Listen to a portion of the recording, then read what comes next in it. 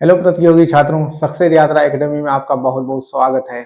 जैसे कि आपको पता ही है कि हम एसएससी जीडी के प्रीवियस ईयर क्वेश्चन की श्रृंखला को सॉल्व करा रहे हैं और ये श्रृंखला लगातार चलती जा रही है। आप हमसे जुड़ें, सब्सक्राइब करें और कमेंट भी करें। देखें यहाँ पर देखें, पहला क्वेश्चन दिया हुआ है, निम्नलिखित हार्मोनों में से कौन सा एक स्त्रीलिंग हार्मोन है? कौन सा एक स्त्रीलिंग हार्मोन है, यानी कौन सा स्त्रियों में पाया जाता है। यहां पर दिया हुआ है androsterone hormone, testosterone hormone, estrone और थायरोक्सिन। तो एंड्रोस्टेरोन हार्मोन ये एक पुरुष हार्मोन है, यानी पुरुषों में पाया जाता है, और टेस्टोस्टेरोन ये भी एक पुरुष हार्मोन है। जबकि थायरोक्सिन ये महिला और पुरुष दोनों में पाया जाता है। थायरोक्सिन ग्रंथियों द्वारा ये स्रावित किया जाता है, जबकि एस्ट्रोन ये एक महिला हार्मोन या स्त्री हार्मोन है, एस्ट्रोन। तो सी आपका आंसर हो जाएगा, एस्ट्रोन ये एक स्त्री हार्मोन है, ये आपका आंसर हो जाएगा। यहां पर दूसरा क्वेश्चन देखिए, दिया हुआ है समुद्री घास निम्नलिखित तत्वों का मुख्य एवं महत्वपूर्ण स्रोत है। समुद्री घास निम्नलिखित में से तत्वों का मुख्य तथा महत्वपूर्ण स्रोत है। कौन सा दिया हुआ है? आयोडीन, क्लोरीन, ब्रोमीन या इनमें से कोई नहीं। तो समुद्री घास जो होती है वो आयोडीन का ये प्रमुख स्रोत होती है, आयोडीन का प्रमुख स्रोत होती है। तो ए आपका आंसर हो जाएगा आयोडीन। समुद्री घास आयोडीन का एक प्रचुर स्रोत होती है या महत्वपूर्ण स्रोत होती है। तीसरा क्वेश्चन देखें, दिया हुआ है निम्नलिखित में से किसने पॉलिटिक्स इन इंडिया नामक पुस्तक लिखी? दिया हुआ है रजनी कोठारी, एम.एन. श्रीनिवास, आशीष नंदी और डी.एल. शेठ। तो रजनी कोठारी ने यहाँ पर पॉलिटिक्स इन इंडिया नामक पुस्तक लिखी, रजनी कोठारी जी ने लिखी है। तो ए आपका आंसर हो जाएगा रजनी कोठारी, इन्होंने पॉलिटिक्स इन इंडिया नामक पुस्तक लिखी। ए आपका आंसर हो जाएगा। अगला क्वेश्चन देखें, दिया हुआ है ऋग्वेद है स्रोतों का संकलन है या कथाओं का संकलन है या शब्दों का संकलन है या युद्ध का ग्रंथ है? तो ऋग्वेद ये स्रोतों या ऋचाओं का संकलन है, स्रोतों या ऋचाओं का संकलन है ऋग्वेद। तो ए आपका आंसर हो जाएगा। दिया हुआ है सेबी अधिनियम पारित हुआ था। सेबी अधिनियम कब पारित हुआ था? दिया हुआ है 1956 में, 1962 में, 1992 में या 2013 में। तो सेबी अधिनियम जो पारित हुआ था ये 1992 में पारित हुआ था। सेबी अधिनियम 1988 में इसको इस बिल को लाया गया, 1988 में सेबी अधिनियम के नाम से, लेकिन 1992 में इसको पारित किया गया। तो सी आपका आंसर हो जाएगा, 1992 में सेबी अधिनियम पारित हुआ, ये आपका आंसर हो जाएगा। यहां पर देखिए, निम्नलिखित में से किस राज्य की जनसंख्या सर्वाधिक है? किस राज्य की जनसंख्या सर्वाधिक है? दिया हुआ है महाराष्ट्र, बिहार, गुजरात और उत्तर प्रदेश।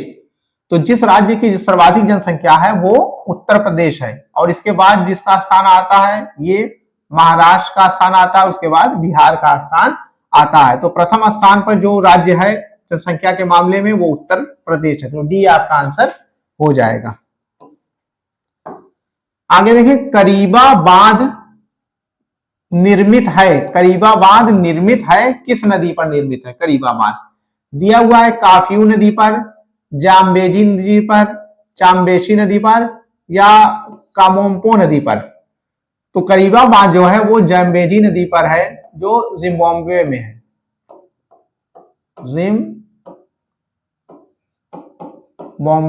जिम्बाब्वे में है, जाम्बेजी नदी पर अवस्थित है करीबा बांध। तो बी आपका आंसर हो जाएगा, जाम्बेजी नदी पर जिम्बाब्वे में अवस्थित है करीबा बांध। अगला क्वेश्चन देखें, निम्नलिखित में से कौन जैविक संसाधन नहीं है, कौन सा जैविक संसाधन नहीं है, यानी किसमें जो है कार्बन के जो है अवशेष नहीं होते हैं, कौन सा जैविक नहीं है, बायोटिक नहीं है। दिया हुआ है शुद्ध जल, कोयला, पेट्रोलियम, मछली। तो कोयला जो है एक जैविक संसाधन है, पेट्रोलियम भी एक जैविक संसाधन और मछली भी एक जैविक संसाधन है। जबकि शुद्ध जल जो है, जो H2O जिसको कहा जाता है, इसमें कार्बन जो है नहीं होता है, सिर्फ जो हाइड्रोजन और ऑक्सीजन होती है। तो शुद्ध जल जो है एक जैविक संसाधन नहीं है, ये आपका आंसर हो जाएगा। यहां पर देखिए निम्नलिखित में से किस स्थान को सितार और सुरबहार, किस स्थान को सितार और सुरबहार संगीत के इमदाद खानी घराना, इमदाद खानी घराना के लिए जाना जाता है। सितार और सुरबहार संगीत के लिए इमदाद खानी घराना के रूप में जाना जाता है। दिया हुआ है आगरा को, लखनऊ को, इटावा को या वाराणसी। तो इमदाद खानी जो घराना है वो इटावा को कहा जाता है, इटावा को इमदाद खानी घराना कहा जाता है। तो सी आपका आंसर हो जाएगा, इमदाद खानी घराना। आगे क्वेश्चन देखें, दिया हुआ है निम्नलिखित में से किस जिले में मार मृदा पाई जाती है, मार मृदा या मिट्टी पाई जाती है। दिया हुआ है कानपुर में, प्रतापगढ़ में, सीतापुर में या झांसी में। तो प्रतापगढ़ में मार मृदा जो है पाई जाती है। ठीक है, मार मृदा काली मिट्टी का ही एक रूप होता है, काली मिट्टी का ही एक रूप होता है जिसमें जल अवशोषक क्षमता अधिक होती है, जल अवशोषक क्षमता इसमें अधिक होती है। तो काली मृदा का ही एक रूप होता है। तो बी आपका आंसर हो जाएगा, मार मृदा जो है प्रतापगढ़ में पाई जाती है। अगला क्वेश्चन देखें, दिया हुआ है निम्नलिखित में से किसका जन्म आगरा में हुआ था, निम्नलिखित में से किसका जन्म आगरा में हुआ था। दिया हुआ है मीर, अमीर खुसरो, फिराक और गालिब। तो अमीर खुसरो का जन्म जो है ये कासगंज में हुआ था, कासगंज में हुआ था। जबकि फिराक का जो है जन्म ये गोरखपुर में हुआ था, जिन्हें फिराक गोरखपुरी के नाम से जाना जाता है। जबकि गालिब का जन्म आगरा में हुआ था, गालिब का जन्म आगरा में हुआ था। तो डी आपका आंसर हो जाएगा गालिब, यही आपका आंसर हो जाएगा कि इनका जन्म आगरा में हुआ था। अगला क्वेश्चन देखें, निम्नलिखित में से कौन उत्तर प्रदेश की प्रथम महिला मुख्यमंत्री थी, कौन जो है उत्तर प्रदेश की प्रथम महिला मुख्यमंत्री थी। दिया हुआ है श्रीमती राजेंद्र कुमारी वाजपेयी, श्रीमती सुचेता कृपलानी, सुश्री मायावती जी और श्रीमती सरोजिनी नायडू। तो सरोजिनी नायडू जी ये प्रथम राज्यपाल हुई, प्रथम महिला राज्यपाल के रूप में यूपी की जो है ये राज्यपाल के रूप में इनको चुना गया। जबकि जो है सुश्री मायावती ये यूपी की सीएम भी हुई और श्रीमती सुचेता कृपलानी ये भारत की प्रथम महिला मुख्यमंत्री जो है होने का इनको सौभाग्य प्राप्त हुआ। इन्होंने 1963 से 67 के बीच जो है मुख्यमंत्री के रूप में जो है कार्यभार संभाला। तो श्रीमती सुचेता कृपलानी ये उत्तर प्रदेश की नहीं भारत की ही प्रथम महिला मुख्यमंत्री हुई। तो बी आपका आंसर हो जाएगा, श्रीमती सुचेता कृपलानी जी, यह आपका आंसर हो जाएगा। अगला क्वेश्चन देखें, निम्नलिखित में से किस परिवार ने सर्वप्रथम अकबर के साथ वैवाहिक संबंध बनाए, किसने सर्वप्रथम अकबर के साथ वैवाहिक संबंध स्थापित किए या बनाए। तो दिया हुआ है राठौर, सिसोदिया वंश या कछवाहा या चौहान। तो कछवाहा वंश ने अकबर के साथ वैवाहिक संबंध की शुरुआत की। तो सी आपका आंसर हो जाएगा कछवाहा, ये आंसर आपका हो जाएगा। फिर अगला क्वेश्चन देखें, दिया हुआ है निम्नलिखित में से कौन सी इल्तुतमिश के राज्यकाल में सल्तनत की राजधानी थी, इल्तुतमिश के राज्य में सल्तनत की राजधानी कौन थी। दिया हुआ है आगरा, लाहौर, लखनऊ और दिल्ली। तो इल्तुतमिश के राज्य में जो है दिल्ली जो है उसकी राजधानी थी। पहले इनकी राजधानी लाहौर थी, फिर उसको जो है स्थानांतरित करके इसको दिल्ली लाया गया, इसको दिल्ली लाया गया।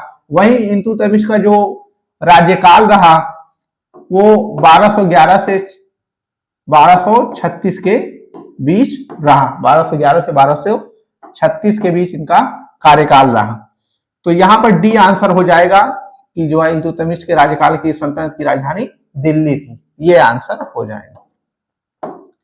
फिर अगला क्वेश्चन देखें, निम्नलिखित में से किसका मकबरा भारत से बाहर स्थित है? निम्नलिखित में से किसका मकबरा जो है वो भारत से बाहर है? दिया हुआ है हुमायूं, औरंगजेब, जहांदार शाह या जहांगीर। तो हुमायूं का मकबरा ये दिल्ली में है, हुमायूं का मकबरा ये दिल्ली में है, जबकि औरंगजेब का मकबरा है ये औरंगाबाद में है, महाराष्ट्र के औरंगाबाद में। जबकि जहांदार शाह इनका भी मकबरा दिल्ली में है, जो हुमायूं के निकट इनका मकबरा बनाया गया है दिल्ली में। जबकि जहांगीर का मकबरा ये लाहौर में है, लाहौर में इनका मकबरा है। तो डी आंसर हो जाएगा जहांगीर। जहांगीर का मकबरा भारत से बाहर स्थित है, डी आंसर हो जाएगा। दिया हुआ निम्नलिखित में से किसने महाभारत का फारसी में अनुवाद किया? निम्नलिखित में से किसने महाभारत का फारसी में अनुवाद किया? दिया हुआ है अब्दुल कादिर बदायूनी, अबुल फजल, निजामुद्दीन अहमद और शेख मुबारक। तो महाभारत का फारसी में अनुवाद जिन्होंने किया था वो थे अबुल फजल। अबुल फजल ने जो है महाभारत का फारसी में अनुवाद किया। और आईने अकबरी,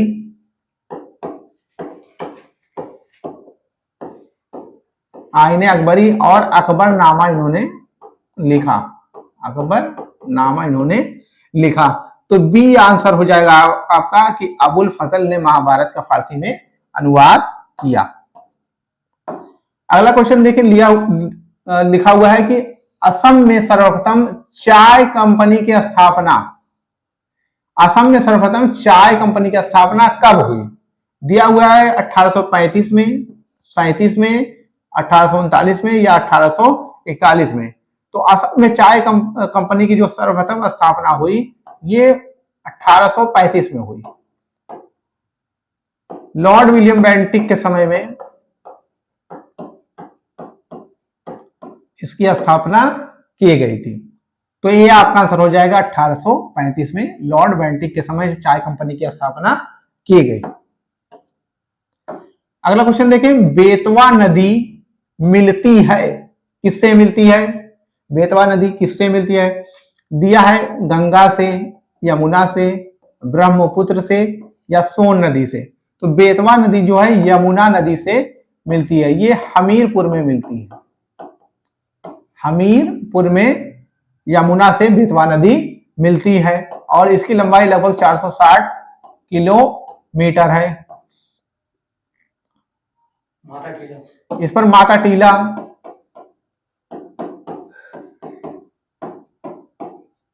एवं रानी लक्ष्मीबाई बांध,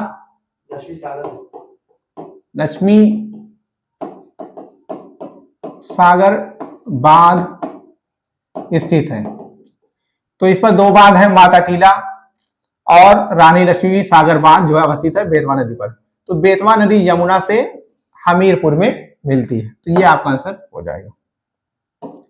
अगला क्वेश्चन देखें, दिया हुआ निम्नलिखित में से किस महाद्वीप में उष्णकटिबंधीय पर्णपाती वनों का विस्तार है? उष्णकटिबंधीय पर्णपाती वनों का विस्तार है। दिया हुआ है अफ्रीका में, एशिया में, ऑस्ट्रेलिया में या दक्षिण अमेरिका में।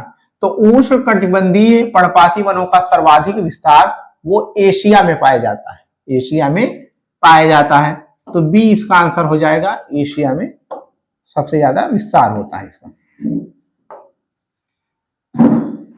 तो दोस्तों ये श्रृंखला लगातार जारी रहेगी, आप हमसे जुड़े, सब्सक्राइब करें और शेयर भी करें दोस्तों के साथ। Thank you.